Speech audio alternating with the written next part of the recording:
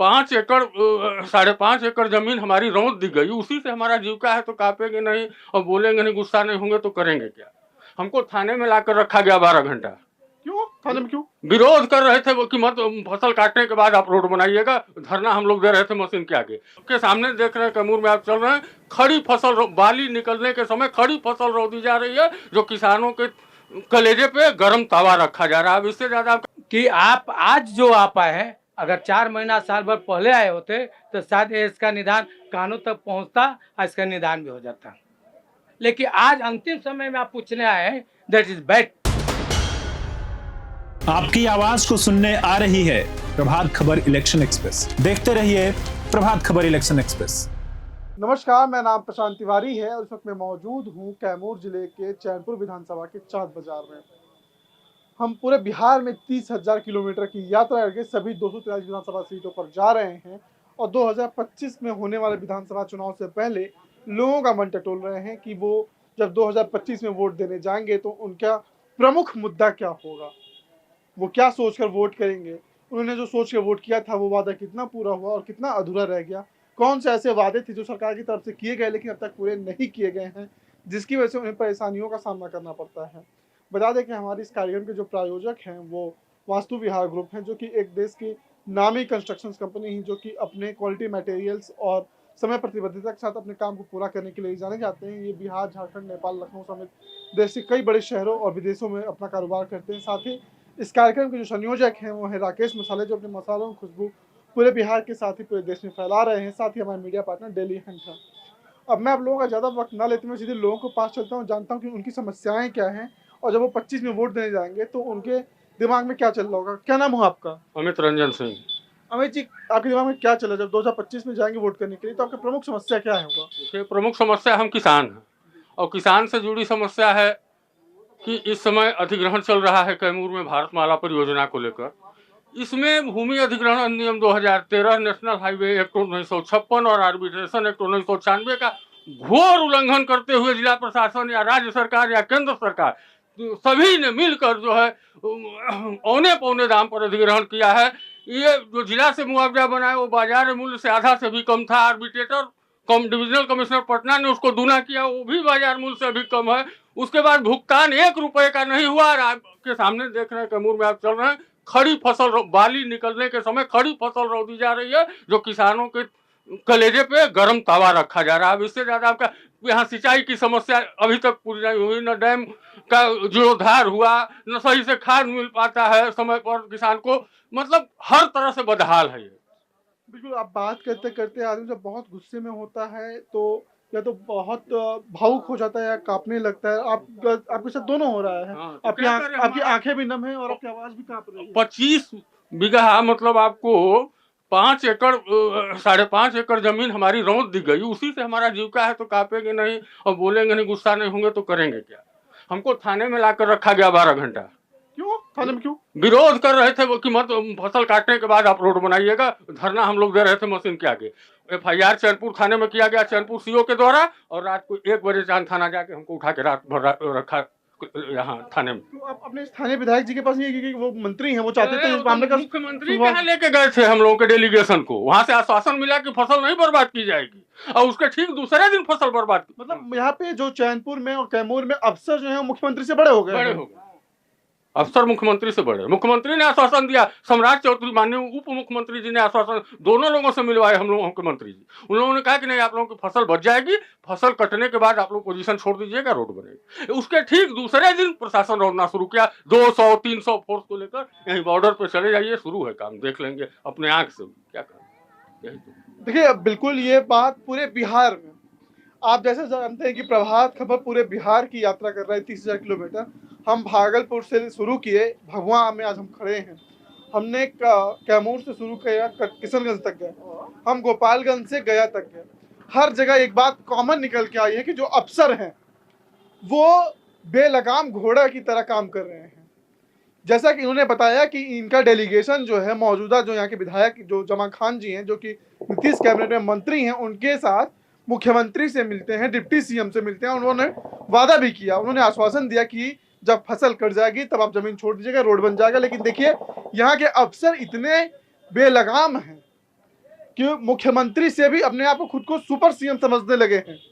वो ये नहीं समझ रहे कि भाई जो मजदूर हैं, किसान हैं, गरीब हैं, भाई आपको तो महीने की 30 तारीख को आपके खाते में 1 लाख रुपए, 2 लाख रुपए, ये जो सरकार का तनख्वाह है वो क्रेडिट हो जा रहा है, लेकिन इनकी जो किसानों की, मजदूरों की जीविका है वही खेत है। कितने मजदूर और किसान उन्हीं खेतों को गिरवी रख के उसी पे पैसे लेके उस पे खेती करते हैं, उनकी फसलों को चला रहे हैं, जला दे रहे हैं, उनके फसलों पे मशीनें चला दे रहे हैं। क्या उनके अंदर मानवता नाम की चीज नहीं है? क्या मुख्यमंत्री से खुद को ऊपर समझने लगे हैं? चलिए और भी लोगों से बात करते हैं। क्या नाम हुआ आपका? जी, राणा प्रताप सिंह। राणा जी, जैसे कि इन्होंने बताया कि यहाँ पे किसानों को परेशान जैसे प्रशासन ने किया है और मुख्यमंत्री की भी बातों को नहीं सुन रहे अफसर, क्या सच है? जी, सच नहीं, पूर्णतः सच है। यहाँ 3 गाड़ी मिलिट्री लेकर और जिले के जिलाधिकारी महोदय, जिले के एसडीओ महोदय और चांद ब्लॉक के सीओ महोदय और ज़बरदस्ती सबके खेत में कूद कर हम लोग की 1700 एकड़ ज़मीन, करीब करीब 100 अरब रुपए मतलब कैमूर से ख़त्म कर दिए। अभी समझिए कि हमारे किसानों का क्या होगा। हम लोग भी किसान हैं, पढ़ाई लिखाई उसी पे है। चाँद का पूरा मतलब यहाँ का जो भी संचालन होता है एग्रीकल्चर से होता है। अब आप ही समझें कि जो भी लोग यहाँ जीते खाते हैं, हम जो भी पहने हैं धान गेहूँ से पहने हैं और पूरी फसल हम लोग गिरव दिए। और पूर्णतः जदयू सरकार और यहाँ जमा खां मंत्री पूर्णतः शासन और प्रशासन की व्यवस्था चलाने में पूर्णतः फेल है। अब इससे ज्यादा क्या कहें। देखिए लोग है न स्वास्थ्य है न कुछ है, प्रशासन की व्यवस्था वही है। देखिए बिल्कुल लोगों की नाराजगी खुल के आ रही है, क्योंकि यहाँ पे जितने भी है ना, जो कैमूर है और न सिर्फ कैमूर, बिहार और हमारे देश की जो अर्थव्यवस्था कहा जाता है कि जो किसान है इस देश की रीढ़ है। हमारे देश को आज भी कभी ये नहीं कहा जाता कि भारत जो है वो टेक्नोलॉजी के ऊपर डिपेंडेंट है। हम जापान में कहते हैं कि बहुत टेक्नोलॉजी वाला देश है, या चाइना को कहते हैं कि वहाँ पे लेबर और इंडस्ट्रियल कंट्री है। उसी तरह हमारे देश को जो टैबू है, जो हमारे देश का है, वो कृषि प्रधान है। हमारा देश जो है कृषि प्रधान है और बिहार जो है वो कृषि, बिहार की जो 60% से 65% की जनता है वो कृषि पे निर्भर है। महीने के छोड़ दीजिए, यहाँ पे किसी किसान के घर महीने में पैसे नहीं आते। जब उनकी फसलें पकती हैं तो साल में 2 बार पैसे आते हैं। उनमें कई दफा होता है कि उनके आधे से ज्यादा पैसे कर्ज चुकाने में चले जाते हैं। उसके बावजूद प्रशासन का ये जो क्या कहा जा सकता है, इसके लिए कितने भी कड़वे शब्द कहा जाए वो बिल्कुल कम है। क्या नाम हुआ आपका? गोविंद नाम है मेरा। गोविंद जी, क्या समस्या है यहाँ पे? समस्याएं तो किसानों की हैं। मैं थोड़ा शिक्षा से जुड़ा हुआ हूँ, तो मेरा ये मानना है कि इस क्षेत्र में शिक्षा के मामले में भी थोड़ी दूरियां बढ़ी हुई हैं, क्योंकि यहाँ से 25 किलोमीटर दूर यहाँ पर कॉलेज है, यहाँ प्रखंड से। तो मैं चाह रहा था कि इस प्रखंड में भी एक महाविद्यालय हो, ताकि बच्चियाँ खास करके जो हैं वो पढ़ाई के मामले में आगे नहीं बढ़ पा रही हैं, यहीं रुक जा रही हैं। तो मैं चाहता हूँ कि यहाँ पर भी इस क्षेत्र में भी एक आज़ादी के 75 साल तक हो गए, आज हमारा देश सबके पास फोन है, सबके पास इंटरनेट पहुंच गया, लेकिन अब तक इस क्षेत्र में कॉलेज नहीं पहुंचा। जी नहीं, कॉलेज यहाँ पर नहीं पहुंचा, ताकि कॉलेज नहीं होने के कारण ही बहुत सारी समस्याएं आ जा रही हैं। जो शिक्षा के जो क्षेत्र में जो सोच जो कहा जाता है आगे बढ़ता है, वो रुक जा रहा है। और जो सक्षम है वही यहाँ से फिर छोड़ कर बाहर जा रहे हैं, पटना जा रहे हैं, बनारस जा रहे हैं, कोटा जा रहे हैं पढ़ने के लिए। तो यहाँ पर भी वो होना चाहिए, ताकि यहाँ के क्षेत्र का भी उस तरह से विकास हो। क्या नाम हुआ आपका? प्रभात सिंह। क्या समस्या है? समस्या हम लोग का है कि जो कृषि में हम लोग का जबरदस्ती माने तानाशाही रूप में खेत को लिया जा रहा है, उसका पैसा उचित नहीं दिया जा रहा है और खेत भी रौंदा जा रहा है। तो इसमें भाजपा प्लस उससे रिलेटेड जो भी माने हाँ, उनको तो हम लोग को कभी वोट नहीं देना है, यही हमारा मुख्य। बिल्कुल, देखिए अपनी नाराजगी जायज है, क्योंकि देखिए किसान जब से ये वीडियो सुना, किसान अपनी ही समस्या कह रहे हैं, बता रहे हैं। देखिए मैं बता दूं कि यहाँ से 6 किलोमीटर की दूरी पे उत्तर प्रदेश शुरू हो जाता है और वहाँ पे जिस हिसाब से डेवलपमेंट अच्छी चीज़ है, लेकिन अगर पेट पे लात मार के डेवलपमेंट की जाए तो ऐसे डेवलपमेंट को छूना पाप ही है। क्योंकि जब हमारे पास लोग ही नहीं रहेंगे, हम उनकी जीविका को छीन के, मान लीजिए मैं आपसे आपकी सांसें छीन के आपको नए कपड़े दे देता हूँ, तो उसका क्या मतलब रह जाता है? क्योंकि बिना सांस के कोई शरीर बेकार होता है। उसी तरह इन किसानों का जो जीविका है, आप उन्हीं को छीन के सड़क बना के दे देंगे, क्या करेंगे? फिर आप बहुत बड़ा बोर्ड लगा देंगे कि भाई आप जा रहे हैं तो टैक्स भरिए। कहाँ से किसान भरेगा भाई? क्या नाम हुआ आपका? अखिलेश सिंह पटेल। अखिलेश जी, क्या समस्या है यहाँ पे? समस्याएं तो थोड़ी किसान की हैं, हम भी एक किसान का बेटा हैं, इसलिए हम कहना चाहेंगे कि भाई किसानों की समस्याओं के साथ इनका भी निदान होना चाहिए, उचित मुआवजा मिलना चाहिए। लेकिन निश्चित रूप से हम कहना चाहेंगे कि एनडीए की सरकार में विकास हुआ है और नीतीश कुमार मोदी जी के ऐसा कौन सा विकास की हम आपसे आपकी सांसें छीन ले, आपको नया कपड़ा पहना दे?